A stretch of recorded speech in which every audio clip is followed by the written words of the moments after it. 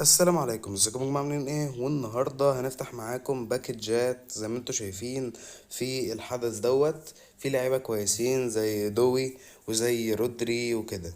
فيلا بينا مع اول باكج زي ما انتم شايفين.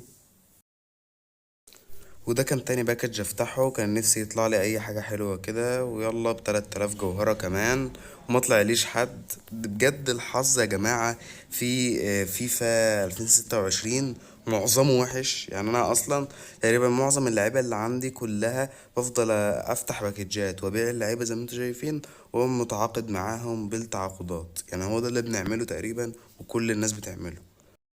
كان عندي مشكلة في الدفاع فقلت اشتري روبرتسون، فقارنته مع اساطير اللعبة لقيت فرق قليل جدا ما بينه وما بين اساطير اللعبة. فجبت روبرتسون اللي ب 117 وهنطوره معاكم، بس طبعا مش هنطوره ماكس، يعني هيبقى قرب الماكس. الفريق دلوقتي بقى ب59 مليار. طورته زي ما انتوا شايفين ونقلت له شوية تدريبات وحاجات زي ما انتوا شايفين قدامكم كده، خليناه خرافي. بعد ما ظبطنا روبرتسون وزي ما انتم شايفين جبنا شنايدر ده اسطوري وخلينا 120. وجبنا مكتوموناي برضو عشان دي التطورات في الفريق. احنا جايين النهارده نوريكم تطورات الفريق. جبنا مكتوموناي وجبنا روبرتسون وجبنا شنايدر وطورنا زيلينكي. خلينا الفريق فاضل له واحد بس بالظبط ويوصل ل 122. فيلا بينا بقى نجرب الفريق في الهجوم التنافسي ونشوف الفريق بقى عامل ازاي. يلا بينا نشوف.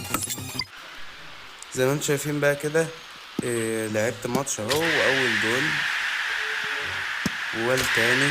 ظبطت الخصم اللي قدامي بس هو حرفيا انا بجيب جون وهو يجيب جون على طول. ومكتوماناي كويس جدا يا جماعة. يا مكتوماناي اي حد عاوز يشتري سي ام ويكون بسعر كويس، يعني ب7000 وشوية تقريبا، كويس جدا اختيار مكتوماناي. واللي يو برضه روبرتسون جميل جدا وبيعرف يلعب كويس. فزي ما انتم شايفين انا اجيب جون وما اجيب جون. فبصراحة انا الفريق بتاعي دلوقتي بقى خرافي وبقى بينافس حرفيا في الماتشات. يعني كويس كويس بالنسبة لي جدا.